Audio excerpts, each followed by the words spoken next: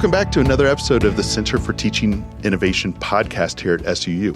I am thrilled today to have the SPARC office with me, and I'm going to, real quick, let them introduce themselves.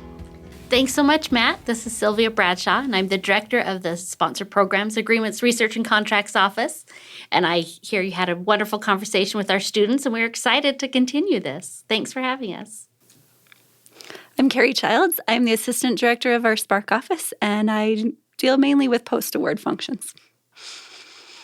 And I'm Jenn Stewart, and I deal mainly with the pre-award functions here in the office and everything up to writing your proposal, helping you write your proposal and edit your proposal and getting it submitted.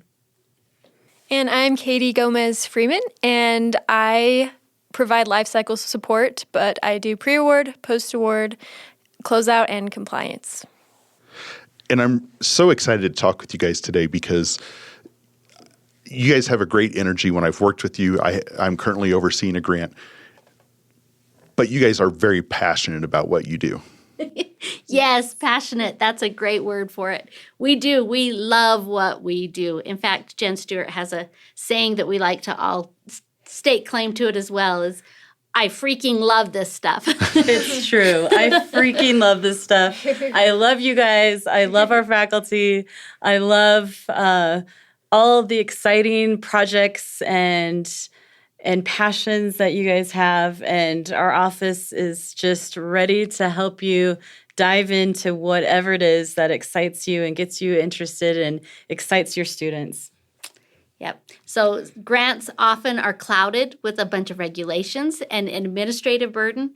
And again, we love this stuff. This is what we do all day, every day. And it's kind of just this big Monopoly game for us. And we love to put it all together and take away the scary part of grants for who we're working with. We really want to make it such an enjoyable experience for you from the beginning to the end so that we can do it over and over and over again with you. Every time you want to tackle this, we're here.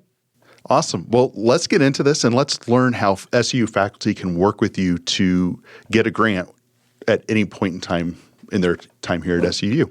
Okay. So we've been talking, in reference to grants. I'm assuming that this would be the same for contracts as well, as far as creating the checklist, making sure it falls into all the right categories, all that. Is that correct? Yes, absolutely. As far as making sure what things need to be done for that particular opportunity, whether it's a grant or a contract or cooperative agreement, they're all going to have their own individual needs as far as what they're looking for. So we would still create a checklist. We would definitely want to pay attention to up front what kind of instrument or contract or agreement that we're looking at. So it should say in that funding opportunity what it is we're going after. But in any of the cases, it will still be a similar process of creating a checklist. What are the things we need to do for submission? And then creating those vehicles to help you with that submission. And what I mean by that is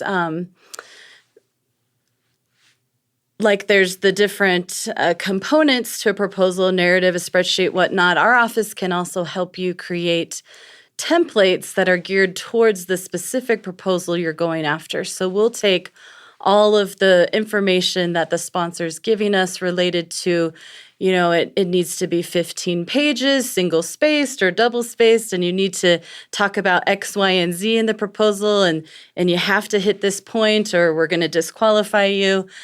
We can go into Google Docs or Word, whatever you're the most comfortable working in, and create a template of sorts that you can then go in as the subject matter expert and fill out according to those guidelines from the sponsor to help you really connect and hit all those points that the sponsor is looking for. Often sponsors also include review criteria within their solicitations, and that review criteria is often graded or assigned points to it.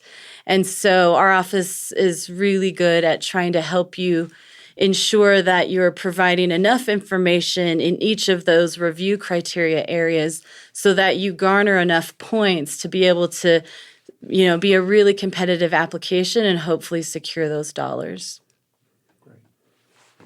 So now I work through you. We get this grant because you've written this for me, because if I wrote it, I'm sure I wouldn't. But oh no, I'd just be editing. You'd be great. But we get this grant. What's the next step? The next step would then pop over to one of my colleagues here, whichever one wants to hit that. I think I can go ahead and answer that. So once we get a notice from a sponsor that we've received an award, we generally see a draft of a contract. And because it's a contract, it does have to go through our contract review process with our contracts office. And then we look for some certain things. We look for, the time period. We look for dollar amount. We look for any special terms and conditions that are required as part of that award. And then the contracts office does their review to make sure that it's something the SUU can actually accept and legally accept. And so there's some back and forth a lot of times with a lot of our sponsors that say, okay, we can't agree to this because of whatever, and so can we put this language in instead? And that's a really important piece, and unfortunately, it does take a little bit of time to get through that process. So just because you get that letter that says, yep, you won, doesn't mean that we can start right away, unfortunately. So we go through this process, and sometimes it's a little bit of back and forth with the sponsors to make sure that they're comfortable with everything and that we as SUU, as an institution, are comfortable with everything that's being proposed. So there's that process. So real quick, is there anything that a faculty member or staff member could do that could mitigate some of those concerns? Talk with us when you're applying. Okay.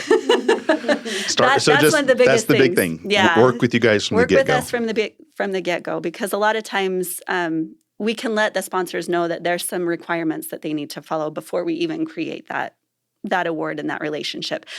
The other thing that does is it helps us start building a relationship with that sponsor. So we can have this back and forth in a polite and quick manner, that they know that we're not just being yucky about it, that there's reasons that we do this. And as a state institution, there's a lot of reasons that we have to have that back and forth. Once those drafts are approved, then they can be signed by the proper signatory on campus. So there's only a certain number of people on campus that are allowed to sign these contracts and bind the university. And there's a whole website dedicated to that. But essentially, if it's at a certain dollar amount, it's one person. If it's at another dollar amount, it's another. And so we make sure that we have the correct person signing that contract. And then it goes back to the sponsor and they sign the contract. And then we get it back as a fully executed agreement. Okay, so at that point, then the green light is on. We can go ahead and create that award. We have a worksheet that we work with that's really similar to our pre-award that says, okay, these are the terms that we need to pay attention to. These are the reporting requirements that we need to be aware of. These are the dates. These are the timelines. And that gets communicated through the department. So the PI sees it, the department head, the dean, so that everybody's on the same page with that communication. And then once all of the signatures are collected, we actually will then have a meeting with the PI and the admin and say, okay, this is the agreement. This is your project. These are some of the things that you need to know, and that will help you through it. And then go spend. And we follow up with you, but the idea is that it's the PI's job to run their project. They know what they're doing. And we follow up with them to make sure that the expenses that they're applying are allowed for the project, that they're allocable to the project, and that they're reasonable for what we're doing. And those are federal regulations.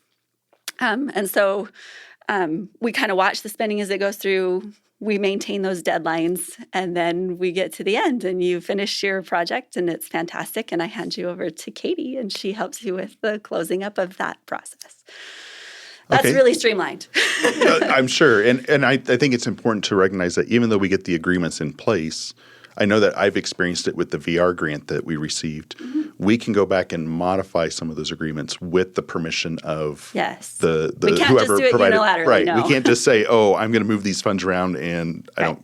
We have to reach back out to those that gave us the grant, gave us the funds, and say, we'd like to, and here's why. Yeah. We saved money on remodeling the space, so can we move this over to this? Yeah, and it's kind of the best laid plans thing, right? Right. The best laid plans often go awry. We have incomplete information. We have an idea of what we think it'll look like, but that may not happen the way And so, yes, a lot of grants do have some flexibility in the budget. If it's a very small change, or if they consider it not enough to change the scope of the project, then no, we could probably just make that adjustment and move forward.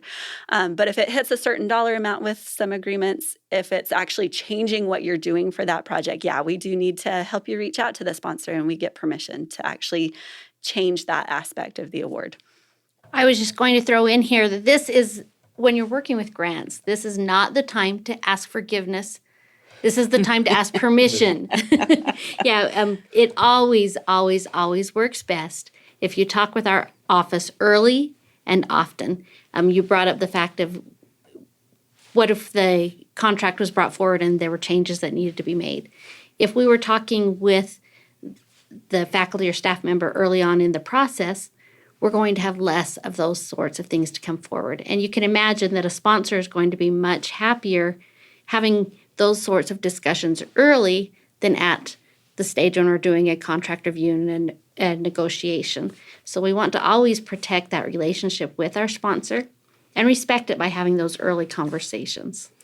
I think that to piggyback off what you just said, Sylvia, one thing that I didn't really mention up front with having faculty reach out to our office is there's certain grants that are inherently going to take a lot longer on the front end to work on.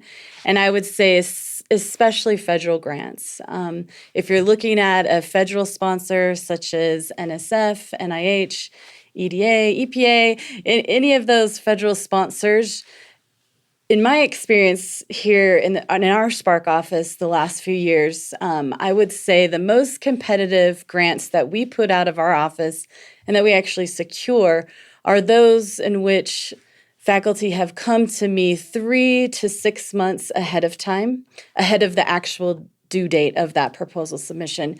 I've also had faculty reach out over a year ahead or a year ahead, and those are ones where we've secured like perfect scores, perfect reviewer scores when they've reached out that far ahead. Now, I'm not saying everybody needs to reach out a year ahead, but the more you reach out ahead to me on your project, the more time our entire office can work on it with you to be able to really, really dial in and polish up so that you have the absolute best chance of securing those funds. So I would say absolutely in the same vein that Sylvia was just talking, reach out early, reach out often. Anytime you're even thinking about maybe going after a grant, reach out to us so we can look at due dates and look at the future and sort of plan ahead, because the more that you plan ahead, the better it's going to be. We do often have people who come to us last minute, though, and maybe it's 2 or 3 weeks ahead of a deadline. And we have pulled off some really last minute proposals in the past, but I would say, generally speaking, those proposals are going to be more for feedback from the sponsor to apply again next year, kind of a thing, because everybody else across the nation who's applying for these federal grants is spending at least 3 to 6 months really dialing that in, really, creating those relationships. A lot of these federal grants also require that you work with outside partners and other institutions, and to be able to coordinate that level of commitment and work, it takes time to do that, or even with employers or other partners, community members. So definitely the earlier the better. If you don't reach out quite that early, maybe we'll meet the deadline. Maybe we'll decide we should reach for a later deadline. But either way, our office is happy to work with you and excited to see what it is you need and what you're looking for. So hopefully we can either get you some feedback or get you on track to submitting and really putting out there your best foot forward. And I know you guys are a lot like my department in that you're going to do whatever you can for someone, absolutely, no matter when they come to you. But if you really want the best product, you've got to have enough time to get the product done. Exactly. And we run into the same thing with course development of last second, can you help us? And Yep. we'll get you by, but it's not going to be, it would not be something we'll put up as a exemplar. Yes. This is an example of what a course should be. Same thing. If they come to you Exactly. last second, you'll get them by, but it's not going to be that exemplar of this is what a grant should look like or a grant proposal. Yep. Okay, so we've received the grant. We've worked out all the details on the contracts. Grant's We've going. set up the funds. We've Had a meeting we're with spending your that admin. money, Yeah. and then it comes to an end. Katie. It comes to you next. So I'm over the closeout process, and we always joke. Well, we say that the closeout process usually is officially 120 days prior to the end date, but really the whole entire, since it starts, it's in closeout. Just because you're working towards accomplishing the goals and meeting the requirements and making sure you're spending in compliance with what the sponsor has asked. And that's really what the closeout itself is, that me and my student worker initiate is more of an internal closeout. So in those 100 or 90 days ahead of the end date, we'll send an email and kind of remind the PI that this is where your current spending is at. Are you still going to complete the deliverables that you had anticipated?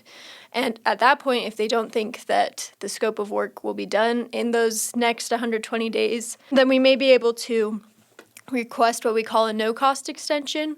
And that no-cost extension would be an extension of the time, but you wouldn't be getting any additional funding. At that point, it's really important to consider that we're not going to be extending just because we have budget left. It really comes down to the scope of work and if you're on target to complete it by the end date. And then after the end date, it's still in the closeout process. Depending on the sponsor, the final reporting or like reconciliation with the budget may be due on the end date, or it may be due 120 days after. So it really depends, and we can help you navigate when that is due. But usually there is some type of technical or reporting and usually financial reporting, and that usually falls back onto accounting services to manage. But we are there to kind of help make sure everything is where it's supposed to be, that we have documentation of all of like the deliverables, all of the reports, and it really comes back to making sure that we have what we need. And I also kind of wanted to speak to just compliance in general. So at the closeout, we're checking that certain things were done, but in reality, the compliance starts right from the pre-award. So that's why it's so important to come to us, because we can make sure that your project and your implementation of the project is in compliance, especially with like the federal guidelines, which can be pretty hefty. So there's certain processes that we do that we reach out on throughout your project to make sure that you are completing. A few examples that if any grant-funded faculty probably recognize effort reporting. That's a federally mandated procedure that we have to make sure is done. And so that's just one example, but that's just one thing that we may be in touch throughout the entire project, and then we're following up, making sure we have everything saved in our files in case of a future audit or for whatever reason. So, and I'm sure that not being compliant with, especially like a federal grant, can really come back to hurt the institution. Yes. Beyond just, we gave you this amount. Like there could be additional fines or. Yes. If we look at a lot of like the really large institutions, those are usually like the most public examples of when you see non-compliance. But back to like the example of effort reporting, which is pretty much tracking that whatever effort you had on the grant that you were paid for was actually at least how much effort you did. I know like larger institutions, not only is there like a financial fine that results in either like the faculty losing their job or the cancellation of the award altogether, like there can be civil penalties, like it can just get bad. So like I think the important thing is to come back to we're here to help you. A lot of the times people think we are just tying their hands and making things more difficult, but we really are trying to protect them and the university. Well, and I think it's important to understand that the SPARC office sees the 30,000-foot view of everything that could go wrong with a grant. and you've either seen it or experienced it. And so you're trying to guide so that those things don't happen to other people. Absolutely. So one other question, and then a reminder to our listeners. We get to the end of a grant, and I'm thinking I'm going to use the VR grant because I know we're roughly halfway through it almost. Some grants probably have some option to like re-up or renew. If that is the case, if the grant does have that opportunity of like, hey, we have more funds, so we're going to do it again. Do we start back at Jenn? Do we go to Carrie? Just all of you? I think it may depend. So there's a couple of situations. I know that we actually have several agreements that are longer agreements, but they only fund additional funding every year. In that case, a lot of times that is handled through the post-award side because it comes through as a modification of the award. But there's other situations, and I'll let the others speak to that, where it's actually a new application. This is just where I would come in and remind everyone to stay in constant communication with our office, because absolutely every situation is a little bit different. Yes, if it's a brand new application, we'd probably have you start again with Jenn. You're going to have a great advantage, leaps forward, because you've already gone through that process before and you've got something to build on. So it's going to be a pretty smooth ride this time around. But it does require certain checkpoints, certain approvals that have got to go back through the institution. And sometimes the sponsor changes their rules and regulations from one round to the next round. So we always have to make sure that we're looking at it very close and staying in tune with everything. But unfortunately, there's very few that have continual Right. grants have end dates. That's the worst part. So there was one thing that's not mentioned today, but I know it's important.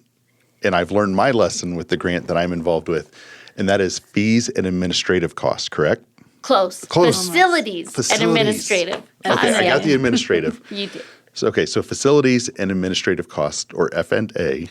Real quick, why is that important for anyone who's going for a grant with SUU to consider those costs? And I know that if we're working with you, you're going to help make sure that those are included, but why is it important for someone to include facilities and administrative costs in their grant? Great question.